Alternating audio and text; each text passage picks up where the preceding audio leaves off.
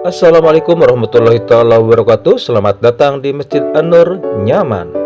Makanya orang dulu ngajarin menjelang Ramadan itu ada rowahan. Ada rowahan ya. Kalau orang Paseban, orang ngomong kebun nanas sebenarnya roweh di kebun nanas itu.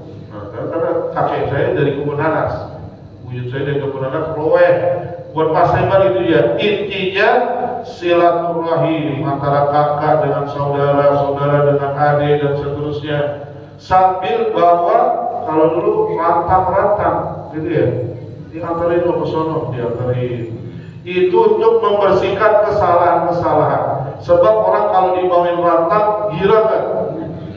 Apalagi dalamnya rendang, bawanya nasi, satunya lagi kentang. Baik banget malu dikasih apa kita, kasih duit 5.000, kita natalin doang dikasih duit. Alhamdulillah. Nah, sekarang mungkin gak ada yang pakai rantang, dikumpulin lah bareng-bareng. Kita baca Yasin, baca Fatihah, baca doa, tahlil, lalu kita berdoa untuk orang tua kita, terus itu maaf-maafan deh. Terus itu saling kasih hadiah, karena tahadu dalam kitab Mutarul Hadis, bila hadiah malah kalian akan saling mencintai. Jadi orang ini kalau salah atau kita punya salah, gak usah minta maaf, kasih aja hadiah. Insya Allah dimaaf, diafarkan. Kalau kita minta maaf, gak kasih apa-apa. Minta maaf pelit banget ini. Tapi kalau kita kasih sarung BHS misalnya, Ustaz, udah ini kan ada salah nggak ada salah. Apalagi koko, itu udah dimaafin semua. Yang salah dulu, yang gedek-gedekin juga nggak ada. Dia punya salah ente nggak ada. Padahal dulu dia keselin karena udah kasih sarung BA.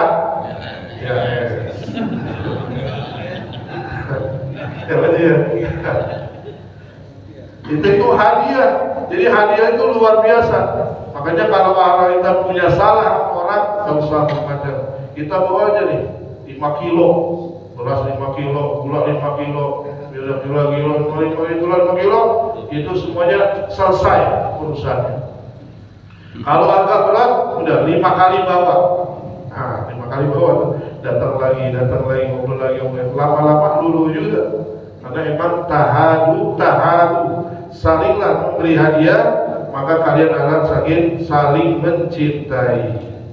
Ayyaman ma'dudat, ay qalail, sedikit aja daripada waktu-waktu yang diberikan oleh Allah Subhanahu wa taala selama 365 hari, 30 hari lagi kita kerahkan tenaga pikiran kita, kemampuan kita untuk kita benar-benar ibadah di bulan suci Ramadan. Lalu ada lagi sensasi, tanya sahabat. Ini sahabat bertanya untuk dia memaksimalkan ibadah. Tapi ada yang tanya, kalau kita lagi sakit gimana ya Rasulullah? Kalau kita lagi dalam perjalanan gimana ya Rasulullah? Kalau kita lagi begini gimana ya Rasulullah? Turun ayat, "Faman kana minkum maridun." Kalau ada yang sedang sakit. Allah tidak menyebut sakitnya. Jadi ini kembali kepada hati nurani kita. Ini ditafsirkan ini sakit yang berat kita untuk melaksanakan ibadah puasa. Tapi Allah nggak membatasi. Karena mungkin sakit di sini sama di Eropa beda. Kita di sini kebanyakan sakitnya apok atau kolesterol apa semuanya. Kalau di sana mungkin sakitnya beda-beda. Jadi maridon, au ala safarin, atau dalam perjalanan. Perjalanan juga tidak dibatasi, karena nanti perkembangan zaman itu berbeda. Makanya pada zaman Nabi kita Muhammad SAW ada yang bertanya kepada Ibnu Abbas, itu perjalanan kita boleh kosor, boleh buka puasa, itu dari mana ke mana? Apakah dari Mekah ke Arafah boleh kita buka puasa dan kosor? Enggak. Lalu ditanya ke Jeddah gimana? Kalau ke Jeddah boleh, ke Taif boleh, ke Khurasan boleh. Di pas saya baca hadisnya, saya lihat di Google Map itu jaraknya 84 km ke atas. Kalau dari Mekah ke Jeddah 94. Saya nggak tahu juga dulu zaman Ibnu Abbas udah dihitung kilometer apa belum tuh. Cuman luar biasanya mereka mengatakan ke Taif boleh buka puasa atau kosor, ke Jeddah boleh buka puasa atau kosor. Itu marhalahnya dihitung 4 kali berhentian karena dulu pakai onta atau pakai kuda. Kalau kita sekarang ke Surabaya cuma 1 jam, kita tidur dan nyampe Surabaya. Mau buka puasa, nah makanya terserah kembali kepada manusia. Saya mau puasa dari sini, misalnya ke Lombok atau kemana dan sebagainya, nggak ada. Kita pulang pergi itu nggak nyampe 2 jam. Menunggunya aja yang lama sedikit. Jadi perjalanannya walaupun 700 km tapi ditempuh dengan jarak 1 jam dan nggak capek. Kita duduk naik pesawat, turun, dijemput pakai Alphard, pakai Pajero. Jadi turun, apa dijemput udah enak, udah nggak kayak dulu pakai onta, pakai keledai, pakai kuda.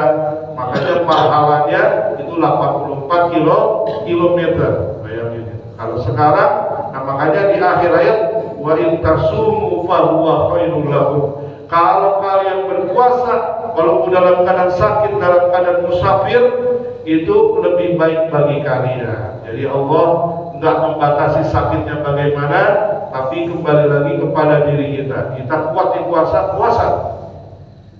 Kita kuat dalam perjalanan puasa. Tapi kalau mau buka puasa, itu udah ada keringanan atau dispensasi dari Allah Subhanahu wa taala agar kita tidak berpuasa. Fa'iddatun min ayyamin ukhra. Cuman ganti nanti pada hari-hari yang lain selain bulan suci Ramadan.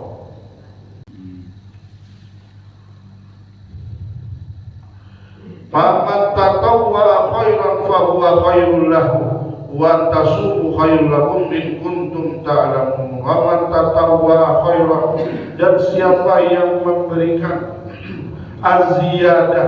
ziyadah kelebihan.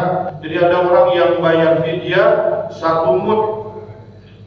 Jadi kalau dulu ada orang sebelum bulan puasa itu ada bayar mud. Itu di tempat saya masih ada bayar mud. Di sini masih ada apa ya? Masih ada bayar mud, lalu bayar puasa-puasa yang telah lalu. Kalau misalnya ada kekurangan itu disempurnakan dengan membayar fidyah. Karena bayar fidyah dan puasa itu lebih utama. Misalnya ada orang yang nggak puasa tahun lalu dia puasa di tahun ini, membayar puasa yang tahun lalu ditambah dengan fidyah, itu fahuwa khairul lahu, itu lebih baik bagi dirinya. Sedekah. Karena memang tidak ada yang bisa menyamakan puasa Ramadan walaupun dengan qada. Qada itu hanya menggugurkan kewajiban saja. Tapi keutamaan puasa Ramadannya itu nggak bisa digantikan dengan puasa walaupun kita puasa 1 tahun. 1 hari kita batal puasa, kita ganti dengan 365 hari, itu nggak cukup untuk menyamai keutamaan bulan suci Ramadan. Makanya sebisa mungkin kita jangan sampai kalah puasa. Apalagi kalau kita berat, sama kerjaan kita nggak terlalu berat. Kecuali yang memberat luar biasa, itu kondisi-kondisi. Makanya ada beberapa yang itu hukum itu ditetapkan berbeda karena melihat individunya. Karena ada pertanyaan, orang yang kerjaannya dari pagi sampai sore itu kemana-mana, dari pagi lalu ke sawah, lalu dia pulang ke rumah dia ke masjid zuhur, berjamaah asar, lalu maghrib dia ngajar ngaji, misalnya ngaji sampai sholat isya, nggak ada hiburannya habis sholat isya dia merokok, ngopi, ketawa-ketawa temennya, nggak bisa nonton dangdut. Lalu ada fatwa rokok haram, itu satu-satu hiburan dirinya diharamkan. Aduh, ini hiburan gua satu-satunya nih. Nongkrong-nongkrong kagak, dangdut kagak, nonton film kagak, nonton TV kagak. Cuman yang paling seneng dia habis sholat isya nongkrong di belakang tuh. Lalu dia ngopi, lalu makan singkong sambil ngerokok. Makanya dia minta fatwa kepada Sayyidina Khalil Bangkalan. Ya kalau untuk kamu boleh itu rokok. Alhamdulillah. Untuk dirinya boleh. Yang lainnya lain lagi. Apalagi kalau yang udah sakit-sakitan, udah haram udah. Jangan sampai itu sama. Jadi semuanya ini berbeda antara satu individu dengan yang lainnya. Termasuk dengan puasa yang dikatakan yutiqunahu, itu orang-orang yang lemah, yang sudah tua, yang dalam keadaan sakit, yang tidak bisa berharap lagi untuk dia berpuasa, maka boleh membayar fidyah. In kuntum ta'lamun, kalian mengetahui, kalian ini mengetahui tentang keutamaan puasa bulan suci Ramadan, jangan sampai ditinggalkan, dan juga membayar fidyah. Syahrul Ramadan alladzi unzila fihi al-Qur'an. Ini masih jam 5 ya? Iya. Oh ya? Itu ya? Kacau. Ya, saya tadi jam 5 masuk sekian. Kita sampai jam 6 terus deh. Nah, sedikit lagi, syahrul Ramadan alladzi unzila fihi al-Qur'an. Bulan Ramadan yang diturunkannya Al-Qur'an. Maka perbedaan antara orang yang la'allakum tattaqun dengan yang tidak mendapat derajat takwa itu di antara isi-isinya dia selalu membaca Al-Qur'an. Iqra'ul Qur'an, baca Al-Qur'an. Wa innahu yati yaumal qiyamah syafi'an li ashabi. Dia akan menjadi syafaat penolong bagi orang yang gemar dan senang membaca Al-Qur'an. Apalagi interaksi Al-Quran selama bulan suci Ramadan harus lebih intens lagi. Itu Nabi setiap malamnya malaikat Jibril turun untuk tadarus membaca Al-Quran. Nabi membaca, malaikat Jibril dengerin. Itu makanya ada orang yang baca di masjid, yang lain mendengarkan. Itu Nabi membaca, malaikat Jibril itu mendengarkan. Malaikat Jibril membaca, Nabi mendengarkan terus. Dalam riwayat itu Nabi khatam 2 kali. Jadi 1 sampai 15 1 kali khatam. 16 sampai 30 1 kali khatam. Nah, ini yang paling ringan dah. Yang paling ringan contoh oleh Nabi kita Muhammad SAW.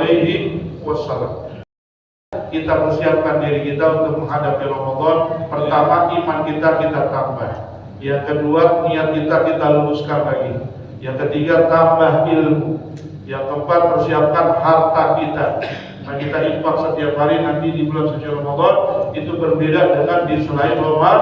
Walaupun 10.000, 5.000 dan seterusnya, tapi setiap hari kita berinfak di jalan Allah Subhanahu wa Ta'ala. Yang terakhir, hati kita bersihkan agar kita masuk Ramadan ini dalam keadaan diridhoi oleh Allah Subhanahu wa Ta'ala dan dimudahkan. Dan banyak-banyak kita baca la haula wala quwwata illa billahil aliyil azim.